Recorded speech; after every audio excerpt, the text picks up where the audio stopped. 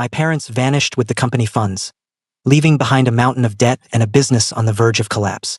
The boyfriend I've supported for over 5 years suddenly started sending me transfers almost every day. Babe, no more hiding. Cards on the table. I've been stashing cash on the side. Turns out I'm secretly kinda loaded. Take it, spend it all, go wild. If you can't burn through it, I'm gonna start a full tantrum. Once it's gone, come collect your kiss as payment. I texted back. Since when did you get so good at sweet-talking lies? Chapter 1. The Missing Shadow and the Daily Deposits. Another notification lit up my phone. $520 incoming from Dexter. The message attached read, "Thinking of you, heart. Keep going. You've got this. Love, love, love. Heart hands emoji." This was the 6th day in a row. 6 identical transfers, 6 identical bursts of encouragement, and 6 days of increasingly flimsy excuses for why he wasn't coming home. I stared at the screen. Normally Dexter would have been glued to my side the second classes ended, draping himself over my shoulders, demanding attention like it was oxygen. Now he was ghosting our apartment in favor of dorm nights and group projects that run late. I dialed his number. It rang 5 times before he picked up. His voice came through soft and a little breathless. "Babe? Hey, what's up? Miss me already?" "Yeah, miss you. Dinner tonight? I'll pick you up after your last class." Pause. I could picture him biting his lip the way he did when he was scrambling for an out. Tonight's not great. I've got this thing with the team. Deadline stuff. Rain check. Tomorrow then.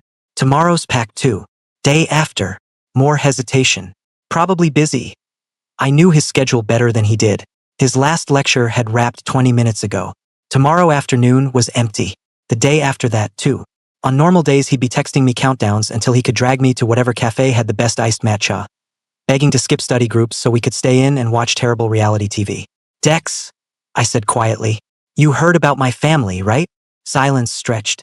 Then his breathing picked up, quick and shallow. "The company's basically underwater. Debt collectors are circling. Mom and Dad took my little brother and disappeared with what was left in the accounts. I found out a week ago. They didn't even leave a note." His inhale sounded painful. "Edgar, are you okay? Where are you right now?" "On the rooftop of the arts building, watching the sun drop. It's pretty peaceful up here. Kinda makes everything else feel smaller. Don't move. Stay away from the edge. I'm coming. Right now." The line stayed open. I heard his sneakers pounding pavement, his breaths turning ragged as he ran. I found a bench near the glass railing and sat, letting the late afternoon light warm my face. A few minutes later, the rooftop door banged open. Dexter burst through, hair messy, cheeks flushed, a thin sheen of sweat on his forehead. He zeroed in on me, scanned me head to toe like he was checking for damage, then threw his arms around my waist and squeezed hard enough to bruise ribs. "You scared me," he mumbled into my shirt. "Don't do that. Don't talk like you're saying goodbye." I let him cling for a second before gently pushing him back so I could see his face. "I'm not going anywhere. Just needed some air." He frowned, eyes narrowing. "You tricked me. You knew I'd drop everything." "Maybe." I brushed a damp strand of hair off his temple. "Where were you this afternoon?" "Really?" "Class," he said automatically. "You have my schedule. I was heading to the dorm when you called. Try again." He dropped his gaze to the concrete. "Fine." I skipped. Went to that big comic convention downtown.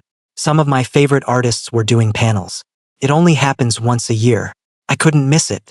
There was still a smudge of colored paint behind his ear, left over from whatever cosplay or sketch session he'd thrown himself into. I reached up and rubbed at it with my thumb. It smeared but didn't come off completely. "You could have told me. I didn't want you worrying. You've got enough going on." He lifted his head, eyes pleading. "I've still got plans tonight. Dinner with the group I met there. Babe, please don't be mad. I swear I'll come home tomorrow. I'll even cook that pasta you like." He leaned in fast and pressed a soft kiss to my lips, the kind that usually melted any argument I had brewing. Then he pulled back, grinning like he'd won already. "You're the best. Love you. Gotta run. See you soon." He bolted for the door before I could reply, sneakers squeaking as he disappeared down the stairs. I touched my mouth where his lips had been. The warmth lingered longer than it should have. Back at the apartment that night, the place felt too quiet. Dexter's sneakers weren't kicked haphazardly by the door. His sketchbook wasn't open on the coffee table with half-finished character designs spilling across the pages. The fridge held the leftovers we'd planned to finish together, untouched. I opened our shared banking app out of habit. Another transfer popped in while I watched, $300 this time, tagged with a string of heart emojis and, for coffee runs, heart, don't say no. I typed back, you're not slick. Where's the money coming from? His reply came almost instantly. Show secret rich boyfriend privileges. Spend it or I'll send more. I set the phone face down. He was lying badly. Dexter's private stash was usually the change he found in the couch cushions or birthday cash from my mom before everything went sideways. He'd never had enough to throw around like this. I thought about the paint behind his ear, the convention badge I'd glimpsed pinned to his backpack earlier in the week, the way he'd been dodging my questions. He was up to something. Probably selling off the things I'd bought him, those limited edition sneakers, the leather messenger bag, maybe even the watch I gave him last Christmas, just so he could funnel cash my way without admitting it. The realization settled in my chest like a stone. He was trying to take care of me. In his own clumsy, stubborn way, he was trying to carry part of the weight I'd been shouldering alone. I picked up the phone again and sent one last message before turning off the lights. Come home tomorrow. We need to talk. No excuses. Chapter 2. The Kid Who Followed Me Home. I first noticed Dexter during our junior year of high school. He was the kid who always showed up on the honor roll lists and the art showcase walls, drawing so clean and vivid they looked like they belonged in a gallery. We weren't in the same classes, but our paths crossed at assemblies and competitions. He'd nod politely whenever we passed in the hallway, flashing that bright smile with the tiny gap between his front teeth. I returned the nod and kept walking. That was it. Everything changed the day his grandmother died. She'd raised him alone after his parents split and started new families. I'd seen her waiting outside the gates on hot afternoons with 2 popsicles. One for him, one she'd eat while they walked home together. After the funeral, his parents reappeared like they'd never left. They argued loudly in the guidance office about who had to take him. Neither wanted the responsibility. Dexter sat outside on the hallway floor in his winter jacket, knees pulled to his chest, crying so quietly it barely made a sound. I crouched beside him. He shifted away an inch. Sorry, he whispered. I'm in your way. You're not. I stayed put. Inside the office, the shouting grew uglier. Accusations about money, about whose fault it was that the grandmother's savings had vanished the moment she passed. Dexter pressed his palms over his ears. I knocked once and walked in. The room went quiet when they saw me. I didn't raise my voice. I reminded them, calmly, that Dexter was almost 17 and could choose where he wanted to live. I pointed out that forcing guardianship on unwilling parties rarely ended well for anyone. They grumbled, signed a few forms, and left without looking back. The paperwork was done in under an hour. That evening, I took him to the little diner near campus that stayed open late. He ate dumplings slowly, tears dripping into the broth. I paid the bill and told him the guest room at my place was empty if he needed it. He didn't argue. I covered his tuition the next semester. I renewed the lease on the small apartment his grandmother had rented. I used part of my own savings to handle the rest of the funeral expenses she hadn't finished paying for. My parents were away on one of their long vacations that winter. They didn't notice the extra mouth at our table during holidays. Dexter and I spent New Year's Eve heating up hot pot on the electric burner in his old place, the only light coming from the glowing coils and our phones. By senior year, we were in the same homeroom. He claimed the desk next to mine and never let anyone else sit there. Every morning, he'd slide a fresh bottle of water onto my side of the table. He organized my notes when I left them scattered. He sharpened my pencils without being asked. Once I joked that he was turning into my personal assistant. He grinned and said, "Better than that. I'm your shadow. You're stuck with me." Graduation night, the whole class ended up at someone's backyard. Music loud, bottles clinking. Dexter had lost the last of his baby fat. His cheekbones stood out sharper, his lashes threw shadows when he laughed. He drank half a beer and immediately flushed pink from his neck to his ears. When a couple of girls started hovering too close, I stepped in front of him and took the bottle out of his hand. "No more," I said. He tugged my sleeve. "Come outside with me for a sec?" We slipped through the side gate. The night air was warm, carrying distant laughter from the party. Dexter's fingers found mine, hesitant at first, then firmer. "I'm grown up now," he said, voice barely above a whisper. "Can I still follow you? Like, everywhere?" I looked down at our joined hands. His palm was damp. "You already filled out your college apps. Every school on your list is the same as mine." His face went scarlet. "Not because of the schools. Because of you." He leaned in quick, kissed my cheek, then froze like he'd shocked himself. "Edgar, I like you. A lot. If you don't say anything, I'm going to assume you like me back and kiss you for real." He was so close I could smell the faint beer on his breath mixed with the clean soap he always used. His eyes were wide, waiting for rejection. Instead, I closed the distance and kissed him properly. Soft, slow.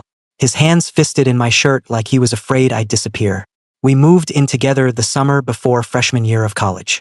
My parents had bought the 3-bedroom apartment near campus as an investment. We turned it into ours. Dexter insisted on painting one wall a soft sage green because he said it would make mornings feel less brutal. We argued over curtain rods and where to put the coffee maker. He won most of the fights because he'd bat his lashes and call me babe until I gave in. He still asked for allowance money even though I'd set up an account for him with more than enough. Babe, can I have some spending cash? He'd say, holding out both hands like a kid waiting for candy. I'd roll my eyes, transfer the amount, and watch him light up like I'd handed him the moon. Looking back now, sitting alone in our too-quiet living room, I realized how much I'd gotten used to that routine, to him needing me, to being the one who fixed things. But the past few weeks had shifted something. The transfers kept coming small at first, then bigger. The excuses kept piling up. And tonight, after he'd run off from the rooftop with that quick kiss and that too bright smile, I finally connected the dots.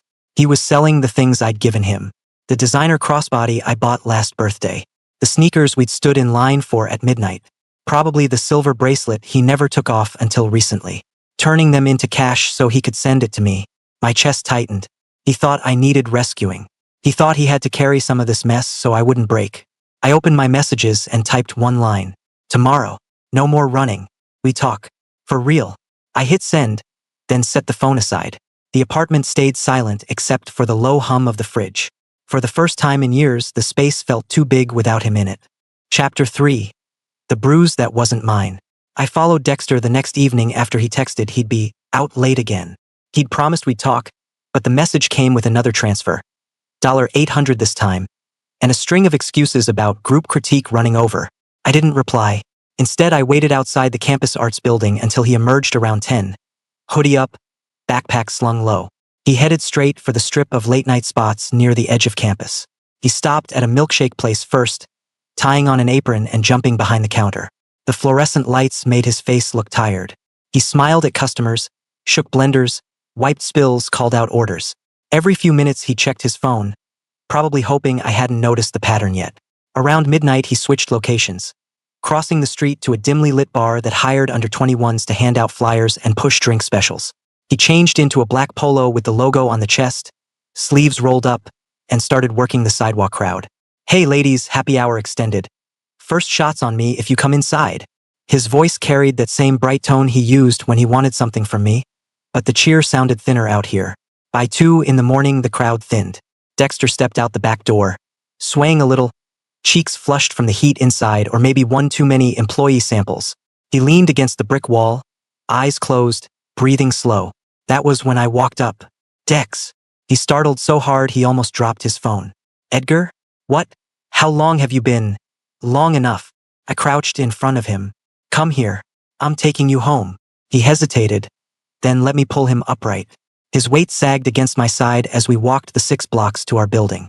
He was still light, too light, like he hadn't been eating properly. On the stairs, he rested his forehead on my shoulder. Don't be mad, he mumbled. I just wanted to help. I'm not mad.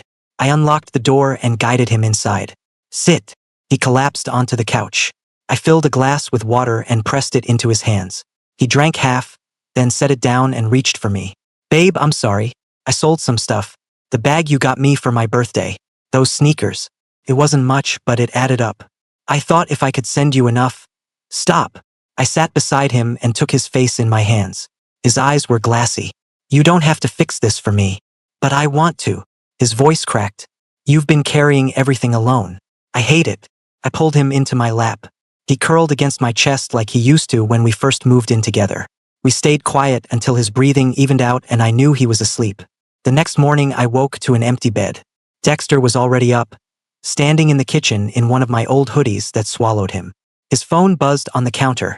Another transfer notification. Before I could say anything, the apartment buzzer rang. Dexter froze. That's probably the delivery guy. I ordered breakfast. I opened the door. 3 men stood in the hallway. The one in front was broad, tattoo creeping up his neck, eyes hard. You Edgar? Yeah. He looked past me to Dexter, who'd stepped into view. That's the kid who said he was you yesterday. Told my guys he'd handle the debt. Got mouthy. We had a little chat. Dexter's face was pale. There was a fresh red mark across his cheek. The corner of his mouth split and starting to swell. My stomach dropped. The man smirked. Your dad stiffed my boss. Big money. We collect from family. Dexter moved before I could stop him, stepping in front of me. It wasn't him. It was me. Leave him alone. I pulled him back by the shoulders. Go inside. No. Dexter. Now. He stayed put, shaking. I turned to the man. I'm Edgar. Whatever my father owed, I'll settle it. Name the time and place. I'll come to your boss myself. The guy raised an eyebrow. You serious? Rich kids got balls. I have the money, or I'll get it. But we're done here. I nodded toward Dexter's face. Who hit him? The leader laughed. Me. Problem? Yeah. I kept my voice level. I want it returned. Exactly. Dexter tugged my sleeve. Babe, don't. It's fine. I'm okay. It's not fine. I looked at the man again. You stand there. We hit back. Same number, same force. Or I walk away. Call the police. Let the courts handle my father's contract. No personal liability on me. Your boss gets nothing but legal fees and time. The man's smile faded. He glanced at his friends, then back at me. After a long beat, he shrugged. Fine. Make it quick. Dexter looked up at me, eyes wide. I nodded once. Go ahead. He stepped forward slowly. His hand shook when he raised it, but the first slap landed clean. Sharp crack against the man's cheek. Then another. And another. For in total, hard enough to leave matching red prints. The man didn't flinch, just stood there with his jaw tight. Dexter dropped his arms, breathing fast. Done. I moved in next. One quick elbow to the gut. Solid, controlled. Then a knee that caught him just under the ribs. He doubled over, cursing. That last one was interest, I said. You can return it if you want. But I've got a week back. One good hit and I might not get up. Then the debt stays unpaid while I'm in the hospital. Your call. The man straightened slowly, glaring. You two are crazy. Maybe. I gestured toward the stairs. We're finished. Tell your boss I'll be there tomorrow. 2:30. I'll bring what I can. They left without another word. Dexter turned to me the second the door closed. His cheek was already purpling. You didn't have to do that. Yeah, I did. I cupped his face gently, thumb brushing the split lip. Hospital. Now. Full check. He tried to protest, but I was already grabbing my keys. In the car, he kept glancing at me, half awed, half guilty. You were scary cool back there. Don't sound so impressed. I kept my eyes on the road. You scared the hell out of me. At the ER, they confirmed it was just surface bruising, no fracture, no concussion, no internal damage. The doctor cleaned the cut, applied ointment, handed us ice packs. Dexter stayed quiet the whole drive home. Back in the apartment, I sat him on the bathroom counter and started dabbing more cream on the bruise. He watched my face the entire time.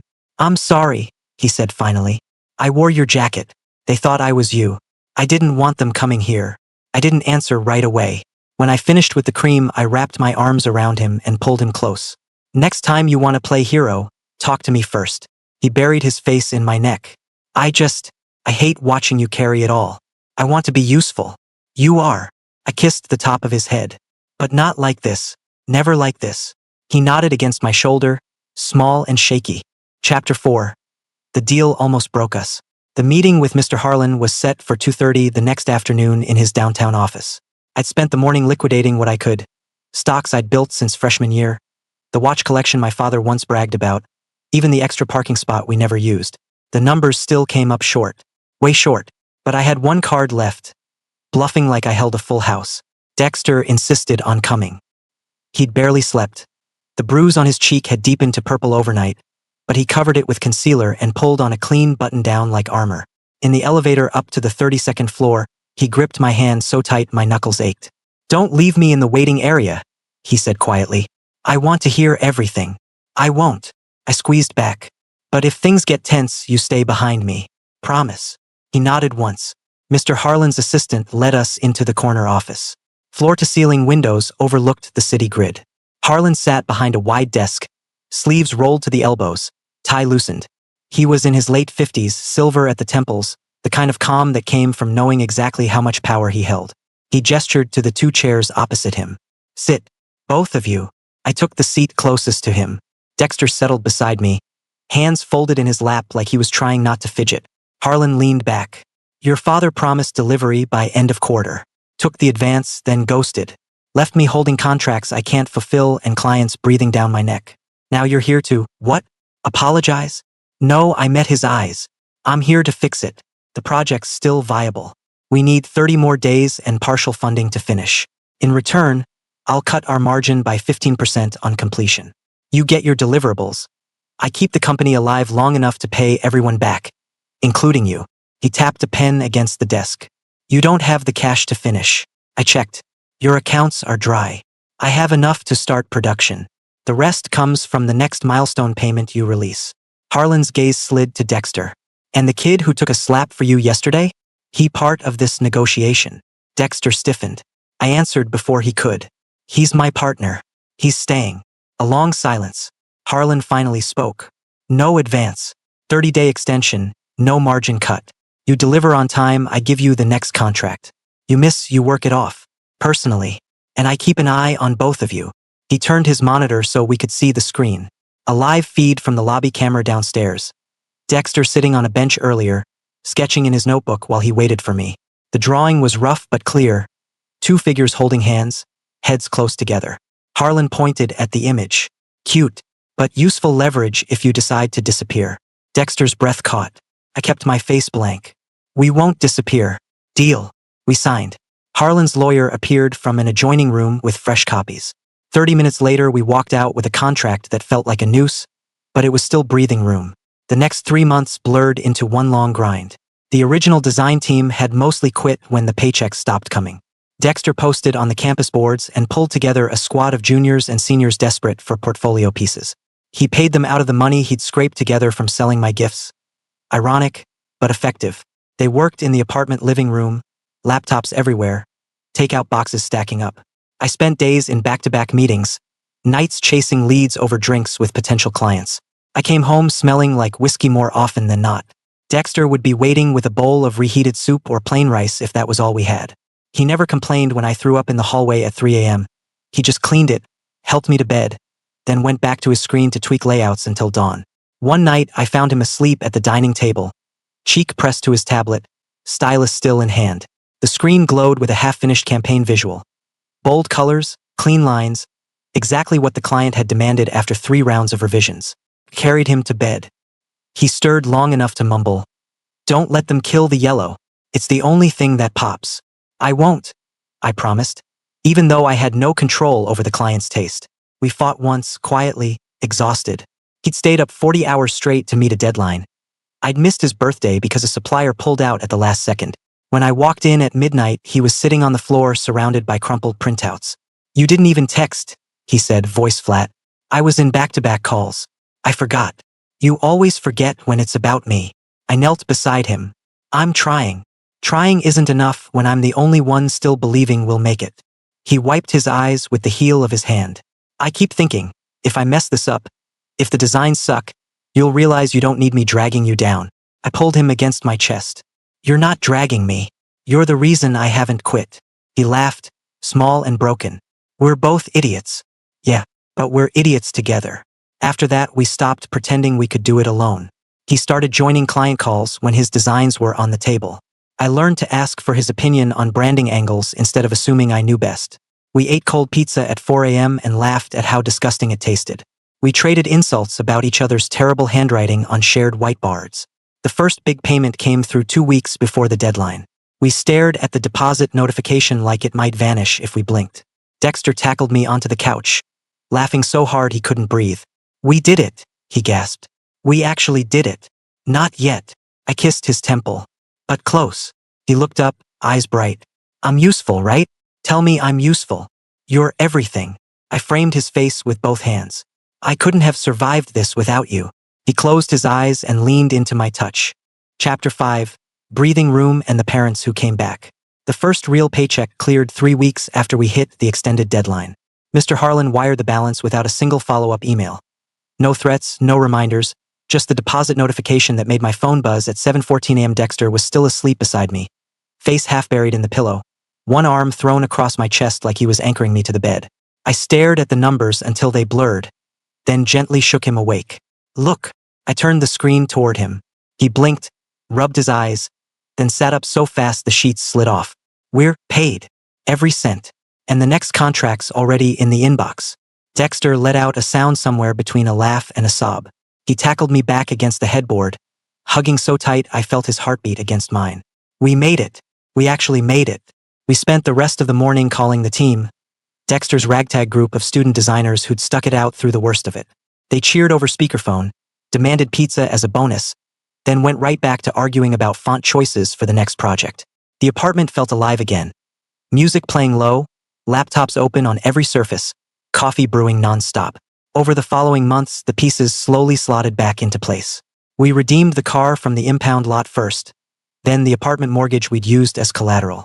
The company hired 2 full-time staff to replace the ones who'd left. Dexter kept his little design crew on part-time. They'd become a real unit now, pitching ideas that actually landed clients.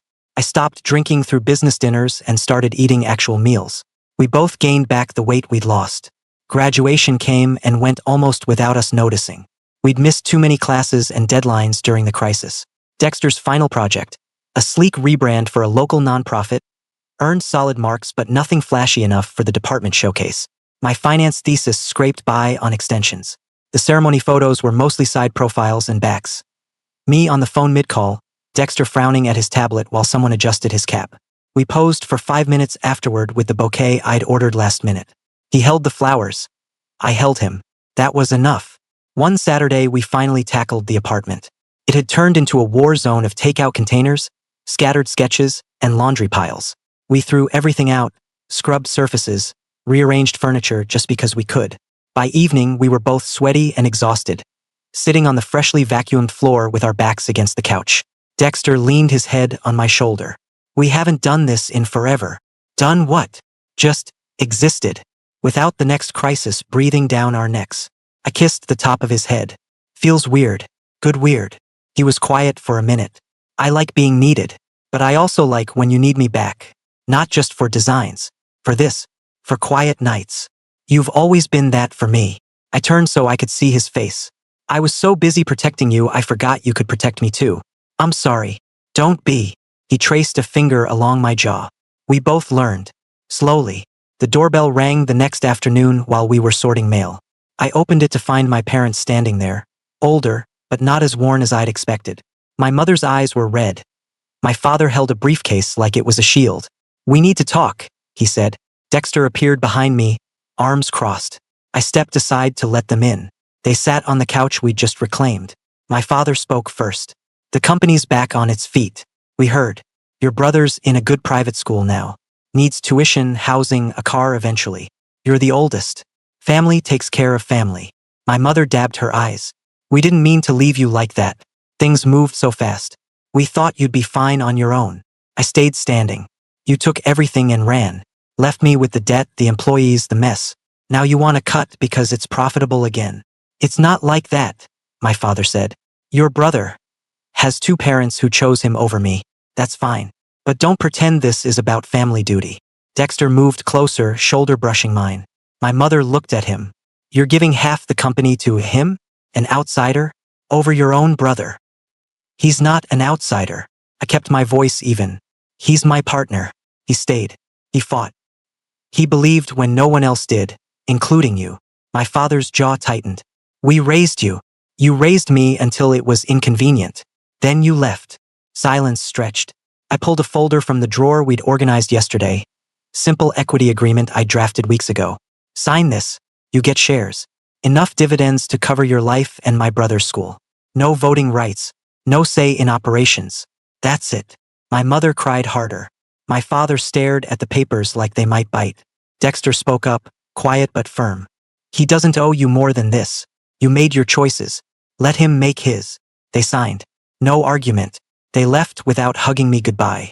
When the door closed, Dexter wrapped his arms around my waist from behind. You okay? Yeah.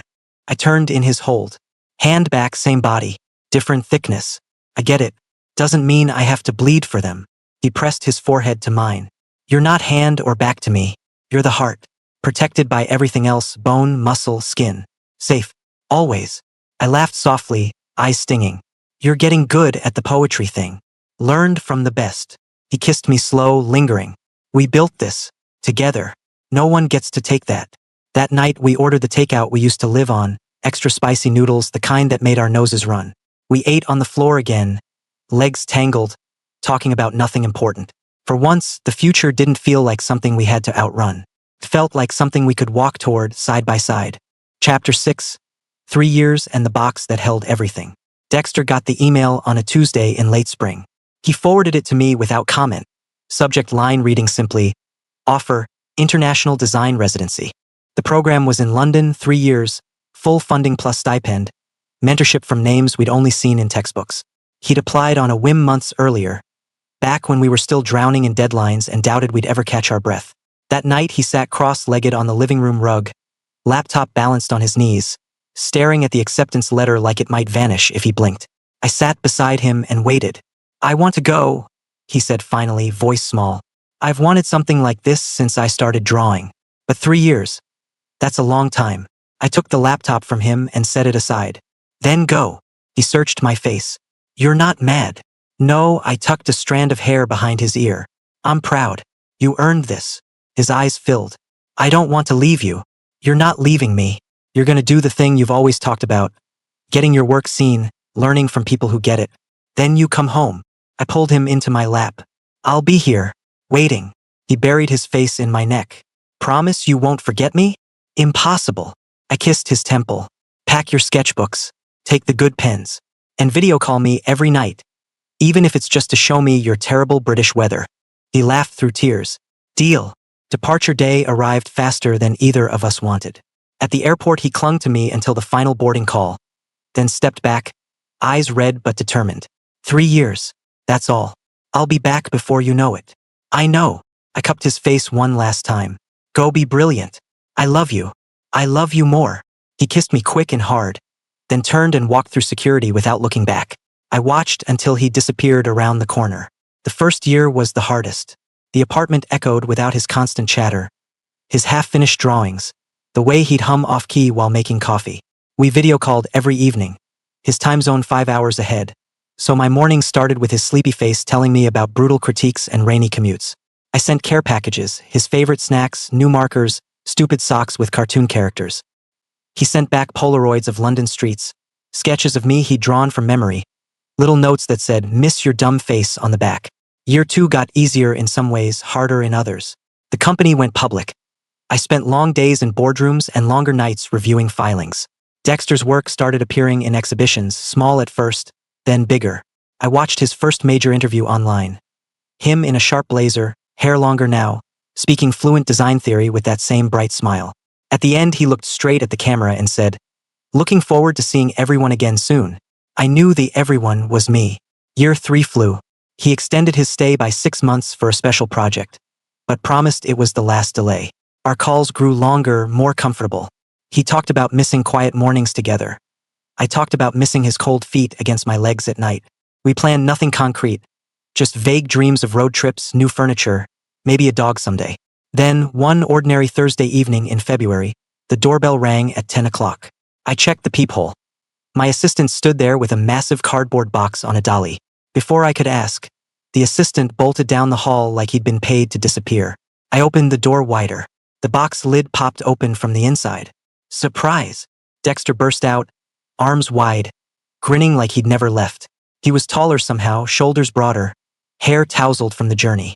A duffel bag tumbled after him, spilling hoodies and sketchbooks onto the floor. I stood frozen for half a second. Then I crossed the room in 3 strides and pulled him against me so hard he laughed into my shoulder. "You're early," I managed. "Couldn't wait another day." He clung back just as tight. "Missed you. So much." I kissed him. Slow at first, then deeper, like I was making up for every missed morning and late-night call. When we finally broke apart, foreheads pressed together, he whispered, "I'm home." "Yeah." My voice cracked. "You are." We didn't bother unpacking that night. We sat on the floor amid the mess of his luggage, eating cold delivery pizza and talking over each other. He showed me photos from his final show. I told him about the new office expansion. At some point, we ended up tangled on the couch, his head on my chest, my fingers carding through his hair. "Thank you," I said quietly. For coming back. For believing we'd make it through 3 years apart. He tilted his head up. Thank you for waiting. For letting me go so I could come back better. I smiled. My brilliant little boyfriend. He grinned. My unstoppable big husband. We stayed like that until the city lights dimmed outside the windows. No rush, no crisis, just us older, steadier, still stupidly in love. The next morning I woke to him already in the kitchen, humming while he made coffee. The apartment smelled like fresh grounds and home. I wrapped my arms around him from behind. Welcome back, I murmured against his neck. He leaned into me. Never leaving again. Good. I turned him around and kissed him softly. Because I'm done waiting. He laughed, bright and free. Then don't. We've got forever starting right now. Epilogue. Dexter's voice. I still remember the first time I called him Babe instead of Edgar. We were in his old guest room after the funeral. Me curled under a blanket he'd dragged in from the living room. He sat on the edge of the bed, looking tired but steady, and asked if I needed anything. I shook my head. Then, barely a whisper, "Thanks, babe." He froze, then smiled so softly it hurt to look at. He never made me feel small for needing him. He just gave quietly, consistently, like breathing. Tuition, groceries, late-night talks when nightmares woke me up. He taught me I was worth taking care of. But somewhere along the way I realized I wanted to take care of him too. Not because